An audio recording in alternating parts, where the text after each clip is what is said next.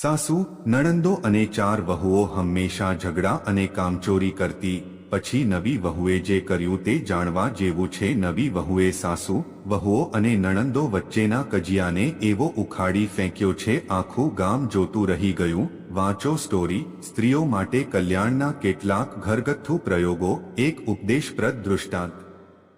કોઈ એક સંયુક્ત પરિવારમાં એક પુરુષ, તેની પત્ની, તેના 5 દીકરા અને 2 દીકરીઓ હતા. દીકરાઓના લગ્ન થઈ ગયા હતા. એમાંના 4 જણને તો બાળબચ્ચા પણ હતા. બંને દીકરીઓ કુંવારી હતી. સૌથી નાના દીકરાના લગ્ન થોડાક સમય પહેલા જ થયા હતા, પણ તેની પત્ની હજુ પિયરમાં જ હતી.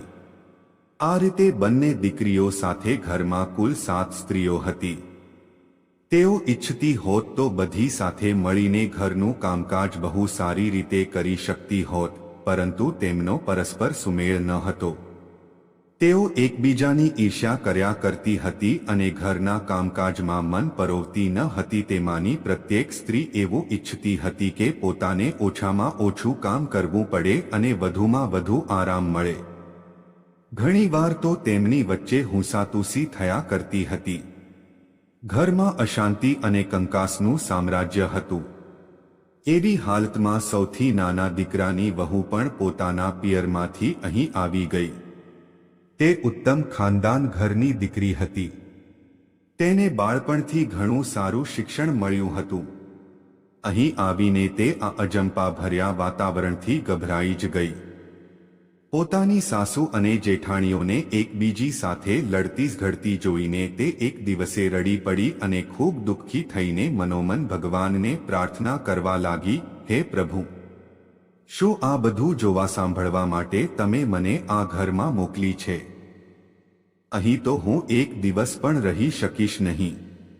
મને આ રાત દિવસનો હંમેશનો ઝઘડો સારો લાગતો નથી. કોણ જાણે મેં પાછલા જન્મોમાં એવા તે કયા કુકર્મો કર્યા હતા કે આ ઘરમાં મારા લગ્ન થયા. રડતા રડતા જ તેની આંખ મળી ગઈ. ઊંઘમાં તેને સ્પષ્ટ સંભળાયું, જાણે કોઈ તેને સાંત્વનાસભર શબ્દોમાં કહી રહ્યું છે, બેટી, ગભરાઈશ નહીં. આ ઘરને સુધારવા માટે જ તને અહીં મોકલી છે. તારા જેવી છોકરીની જ અહીં જરૂર હતી. આ શબ્દો સાંભળીને નાની વહુને ઘણો દિલાસો મળ્યો. તેનો બધો ગભરાટ શમી ગયો. તેણે મનોમન પોતાનું કર્તવ્ય નક્કી કરી લીધું. તેણે કંકાસનું મૂળ જાણવા માંગ્યું તો તેને માલુમ પડ્યું કે તેની સાસુ અને જેઠાણીઓ તથા નણંદોએ અંદરોઅંદર ઘરનું કામ વહેંચી લીધું છે. સાસુ અને નણંદો બહારનું કામ કરતી હતી અને વહુઓ વારા પ્રમાણે રસોઈ બનાવતી હતી. બીજા બધા કામો માટે પણ વારા બાંધ્યા હતા. પરંતુ તેમાંની કોઈ જો નસીબ જોગે બીમાર પડતી તો તેના ભાગનું કામ કરવામાં બીજી વહુઓ આનાકાની કરતી હતી. તેઓ પેલી વહુ પર ખોટું બહાનું કાઢવાનો આરોપ મૂકતી અને બીજા પ્રકારના આક્ષેપો પણ કરતી હતી. ઝઘડાનું બીજું કારણ એ રહેતું હતું કે જ્યારે પણ બહારથી ખાવા પીવાની કોઈ ચીજ ઘરમાં લાવવામાં આવતી તો એ બધી જ એવું ઈચ્છતી કે સારામાં સારી અને વધુમાં વધુ પ્રમાણમાં એ ચીજ પોતાને મળે. બસ આ વાત પર ઝઘડો શરૂ થઈ જતો અને વાત અંદરોઅંદર ગાળાગાળી સુધી પહોંચતી. જો કોઈ એક ભાઈનો છોકરો બીજા ભાઈના છોકરા સાથે લડી પડતો તો એ વાતે બંનેની માતાઓ એકબીજીને ખરું ખોટું સંભળાવતી. આ બધું જોઈને નાની વહુને ખૂબ જ દુઃખ થતું. જે દિવસે તેણે ભગવાનનો આદેશ સાંભળ્યો તે જ દિવસથી તે ઝઘડો મિટાવી દેવાનો ઉપાય વિચારવા લાગી. તેણે વિચાર્યું કે પોતાને આ બહાને ભગવાને સેવાની ખૂબ સુંદર તક આપી છે. તે એક દિવસે ચૂપચાપ પોતાની મોટી જેઠાણી પાસે ગઈ. તે દિવસે સવારની રસોઈ બનાવવાનો વારો એ જેઠાણીનો હતો. તેણે જેઠાણીને કહ્યું, જેઠાણીજી, હું તમારા બધા કરતા નાની છું. મારા હોવા છતાં તમે રસોઈ બનાવો એ વાજબી લાગતું નથી. વળી તમારે તો વળી બાળબચ્ચાની પણ સંભાળ રાખવી પડે છે. મારી જવાબદારીમાં તો કોઈ કામ છે જ નહીં. તેથી જો તમે રસોઈ બનાવવાનો તમારો વારો મને આપી દો તો બહુ સારું. હું તમારો મોટો ઉપકાર માનીશ. જેઠાણી પહેલા તો ઘણીવાર સુધી આનાકાની કરતી રહી, પછી તે બોલી, વહુ, હજી તો તારે ખાવા પીવાના ને પહેરવા ઓઢવાના દિવસો છે. તું જરા મોટી થઈ જા, પછી ચૂલો ફૂંકવાનું કામ સંભાળજે. હજી થોડા દહાડા આરામ કરી લે, ગૃહસ્થીનું સુખ માણી લે. છેવટે તો આ બધું તારે કરવાનું જ છે ને? નાની વહુએ કહ્યું, જેઠાણીજી, હું તમારે પગે પડું છું, મને આમ નિરાશ ના કરો. આ દહાડા જ તો મારે કામ કરવાના છે. તમે જો અત્યારથી જ મને આરામપ્રિય બનાવી દેશો તો આગળ જતા હું કોઈ કામની નહીં રહું. જરૂર મારાથી કોઈ મોટો અપરાધ થઈ ગયો છે કે જેથી તમે મને પોતાના અધિકારથી વંચિત રાખી રહ્યા છો. આમ કહીને તે રડવા લાગી. હવે જેઠાણી તેની વાત વધુ વાર ટાળી શક્યા નહીં. તેમણે પોતાનો વારો તેને આપી દીધો. આ પ્રકારે તેણે ક્રમશઃ બધી જેઠાણીઓ પાસેથી વિનયપૂર્વક આગ્રહ કરીને તે બધીઓના કામના વારા લઈ લીધા. આ કામ પોતાના માથે લઈને તે એટલી પ્રસન્ન થઈ કે જાણે તેને કોઈ ખજાનો મળી ગયો હોય. તે દરરોજ સવારે ઘણા પ્રેમથી બધા માટે રસોઈ બનાવતી અને બધાને ખવડાવ્યા પીવડાવ્યા પછી પોતે ભોજન કરતી. તેને આમ કરવામાં જરાક પણ થાક લાગતો ન હતો, બલકે એમાં તેને ઘણું સુખ મળતું. તે દિવસે દિવસે બમણા ઉત્સાહથી આ કામ કરવા લાગી. તે રસોઈ પણ બહુ સારી બનાવતી અને સ્ફૂર્તિપૂર્વક બનાવતી. વાત વાતમાં તે ઘણી વાનગીઓ તૈયાર કરી દેતી. જો ક્યારેક કોઈ મહેમાન આવી જાય તો પણ તે અકળાતી ન હતી. તેમને પણ ઘણા પ્રેમથી ભોજન કરાવતી, કારણ કે તેમ કરવામાં તે પોતાનો લાભ સમજતી હતી. તેની આ અદ્ભુત લગન અને તેનો સેવાભાવ જોઈને સહુ કોઈ તેની પ્રશંસા કરવા લાગ્યા. એક દિવસે તેની સાસુ તેની પાસે આવી અને બોલી, બેટી, તે આ શું કર્યું? સહુના વારા તે પોતાને માથે કેમ લીધા? તેણે ખૂબ નમ્રતાપૂર્વક જવાબ આપ્યો, બા, મારા માતા પિતાએ મને એવી કેળવણી આપી છે કે આ શરીર તો એક દિવસ માટીમાં મળી જવાનું છે. તેને બીજાઓની સેવામાં વધુમાં વધુ કામે લગાડવું જોઈએ. એ જ તેનો સૌથી સારો ઉપયોગ છે. સેવા જ સૌથી મોટું ધન છે.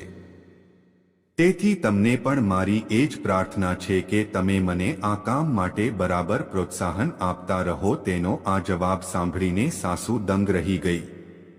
તેણે વિચાર્યું કે આ તો કોઈ દેવી છે, કોઈ માનવ સ્ત્રીના આવા સુંદર ભાવ હોઈ શકે જ નહીં.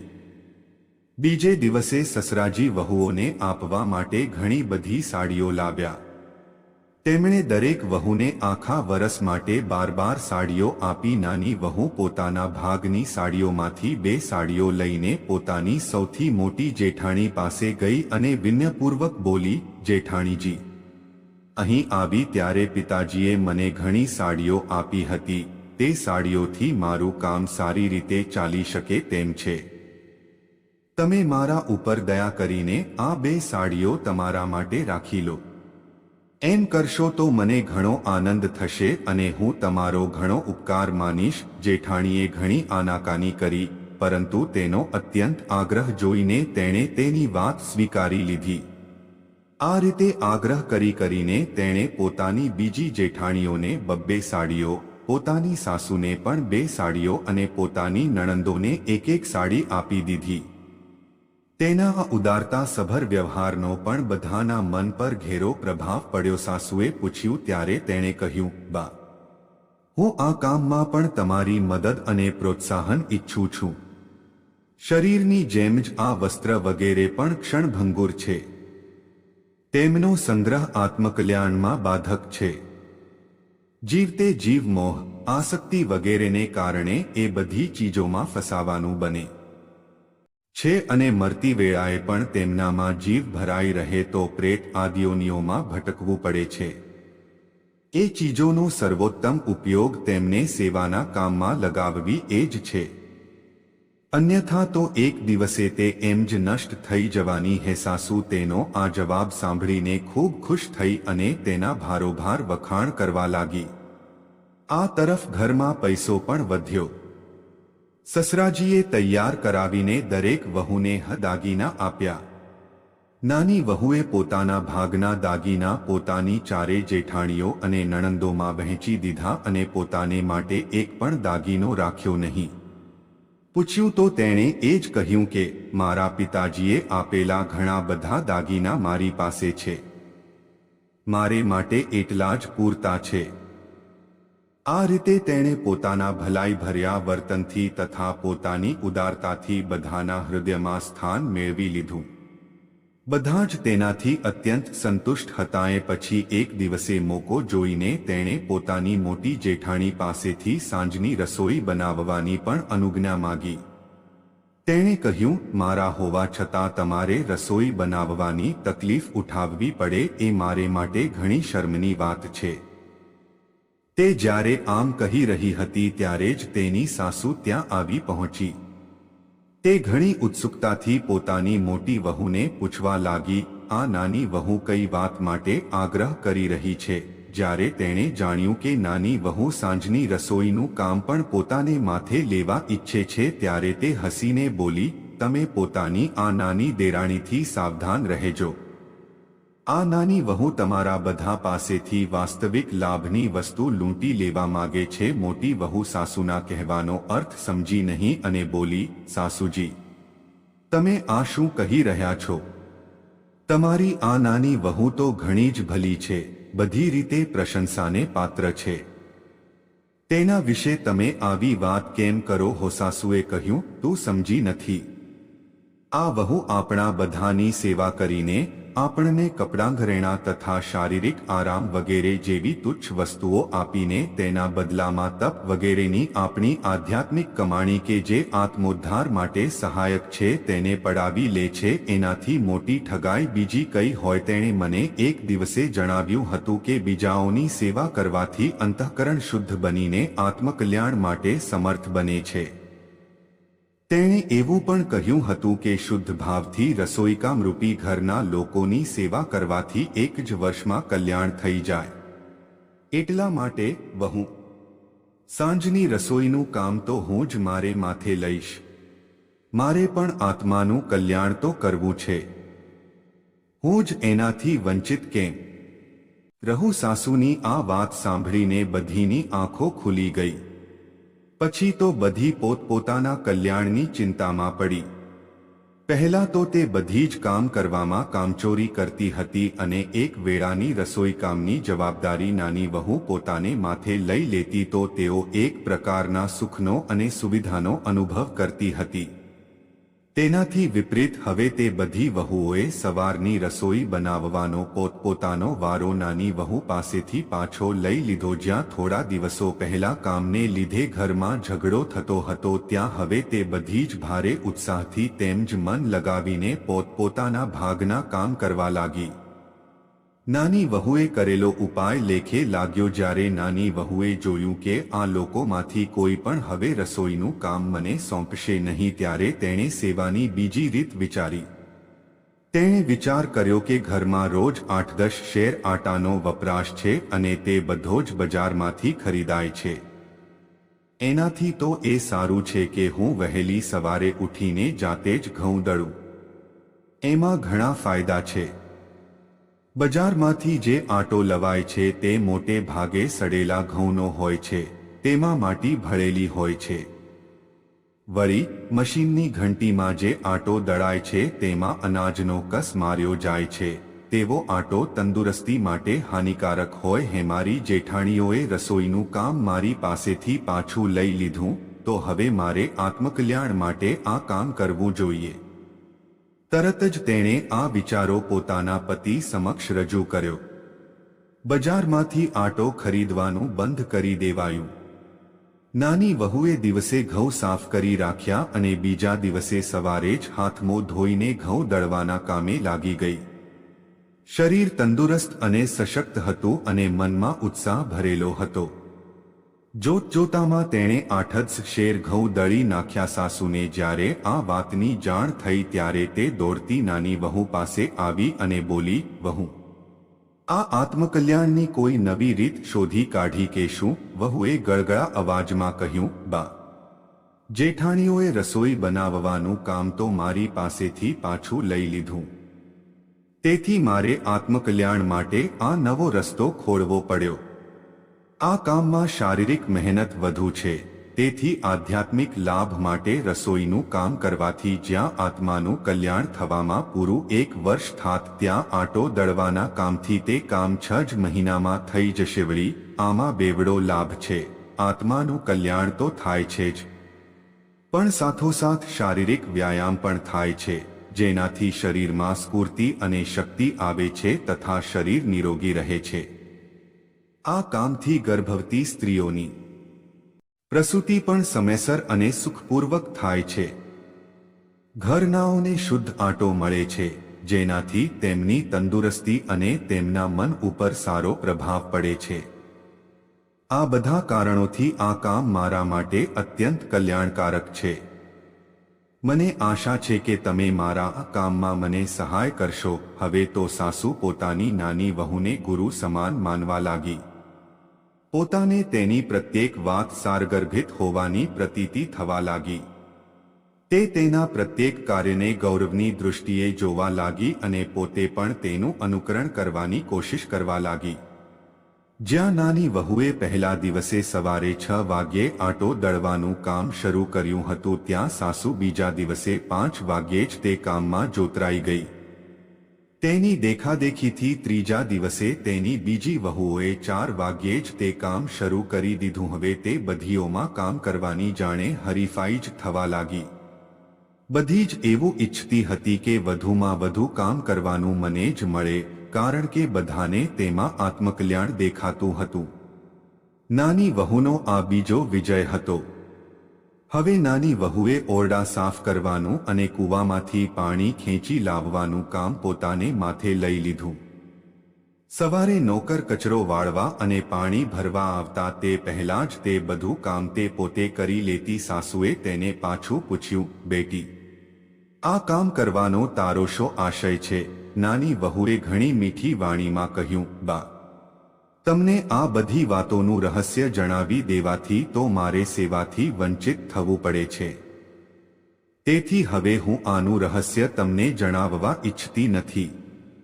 મારા અવિનય બદલ તમે મને માફ કરી દો. સાસુએ કહ્યું, બેટી, હવે હું તારા કામમાં અડચણ ઊભી નહીં કરું, પણ તું મને આનું આધ્યાત્મિક રહસ્ય તો સમજાવ. વહુએ કહ્યું, સાસુમાં, જ્યાં રસોઈનું કામ કરવાથી વરસ પૂરું થતા અને આટો દળવાના કામથી 6 મહિનામાં આત્મકલ્યાણ થાત, ત્યાં આ પાણી ભરવાની સેવાથી 3 જ મહિનામાં તે કામ થઈ જશે.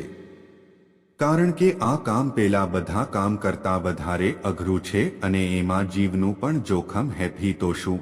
સાસુ પણ તેના આ કામમાં સાથ આપવા લાગી. બંનેની એમાં ભાગીદારી થઈ ગઈ. બીજી વહુઓએ આ જોઈને સાસુને કહ્યું, તમારી ઉંમર હવે પાણી ભરવા લાયક નથી, તેથી આ કામ તમારે કરવું જોઈએ નહીં. સાસુએ તેમને જવાબ આપ્યો, શું મને આત્મકલ્યાણ નથી જોઈતું?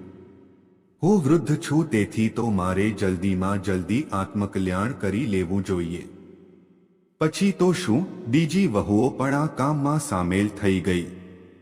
હવે નાની વહુએ વાસણો માંજવાનું કામ પોતાને માથે લીધું. સાસુએ એમાં વાંધો લીધો.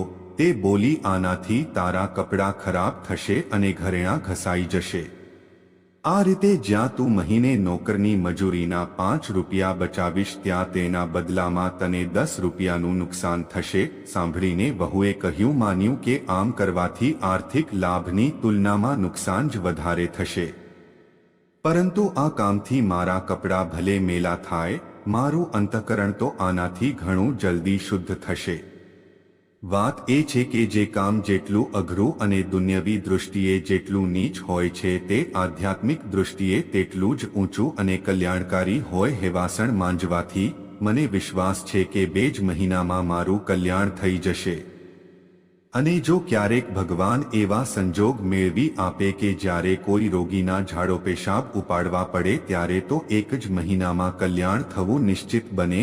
અવશ્ય એમાં આપણો ભાવ ઊંચામાં ઊંચો, પૂર્ણ નિષ્કામતાનો જ હોવો જોઈએ. સાસુને તો હવે નાની વહુના વાક્યોમાં વેદવાક્યો જેવી શ્રદ્ધા બેસી ગઈ હતી. તે પણ વાસણ માંજવાના કામમાં તેને સાથ આપવા લાગી. બીજી વહુઓએ સાસુને તેમ નહીં કરવાનું કહ્યું તો તેણે કહ્યું, પોતાના હોકરાઓના વાસણ તો હું અવશ્ય માંજી શકું છું, વળી વૃદ્ધાવસ્થાના કારણે આત્મકલ્યાણના સાધનમાં મારો સૌથી વધુ અધિકાર છે. તેથી આ બાબતમાં તમારો આગ્રહ માની શકાય તેમ નથી. પછી તો બધી જ વહુઓ આ કામમાં જોડાઈ ગઈ. બધા કામ ઘણા ઉત્સાહથી થવા લાગ્યા. કામકાજના જે વારા બાંધ્યા હતા તે તૂટી ગયા. જેને મોકો મળતો તે સૌથી પહેલા કામ કરવા તૈયાર રહેતી. બધીમાં પરસ્પરનો પ્રેમ અને સદ્ભાવ સ્થપાઈ ગયો. જે ઘરમાં કંકાસ અને અજંપાનું એક ચક્રી સામ્રાજ્ય હતું તે હવે સુખશાંતિનું નિવાસસ્થાન બની ગયું. જે લોકો આ ઘરની સ્ત્રીઓને લડતી ઝઘડતી જોઈને હસતા હતા તેઓ હવે આ સ્ત્રીઓનો આદર્શ વ્યવહાર જોઈને નવાઈ પામવા લાગ્યા. શહેરના લોકો દર્શક તરીકે આ લોકોનો વ્યવહાર જોવા માટે આવવા લાગ્યા. સ્ત્રીઓના આદર્શ વ્યવહારનો પ્રભાવ પુરુષો ઉપર કંઈ ઓછો પડ્યો ન હતો. આ સ્ત્રીઓની દેખાદેખીથી તે બધા જ આળસુ બનતા જતા હતા. તેઓ બધા જ હવે આ સ્ત્રીઓનો આદર્શ વ્યવહાર જોઈને કર્તવ્યપ્રાયણ બની ગયા. જ્યાં પહેલા દુકાનનું કામ મોટા ભાગે બાકી ચઢેલું રહેતું હતું ત્યાં હવે કામ કરવાવાળા અધિક થઈ ગયા. જ્યાં પહેલા તેમનામાં કામચોરી કરવાના કારણે ઝઘડો થતો હતો ત્યાં હવે તેઓ બધા જ એકબીજાનું કામ પડાવી લઈને કરવા લાગ્યા. જ્યાં પહેલી લડાઈ નરકોમાં લઈ જનારી હતી ત્યાં આ બીજી લડાઈ કલ્યાણ કરનારી હતી. કહેવાની જરૂર ન હોય કે આ બધું પરિવર્તન નાની વહુના સદ્ભાવ, સદ્વિચાર અને સત્પ્રયત્નોનું સત્પરિણામ હતું. જે રીતે એક માછલી આખા તળાવને નિર્મળ બનાવે છે, પણ મરેલી એક જ માછલી તળાવના પાણીને ગંદુ કરી નાખે છે. તેવી જ રીતે એક જ મહાન અને પવિત્ર આત્મા આખા ઘરનો જ નહીં, મહોલ્લાનો, ગામનો અને આખા નગરનો સુધાર કરી દે. હેસંગનો આવો જ મહિમા છે. બધી જ માતાઓએ અને બહેનોએ આખ્યાયિકા, કથા માંથી શિક્ષણ મેળવીને આત્માના કલ્યાણ માટે નિષ્કામ ભાવે બીજાઓની સેવાનું વ્રત ધારણ કરી લેવું જોઈએ. આવી સેવા ખૂબ જલ્દીથી મુક્તિ મેળવવાનું કારણ બની જાય છે.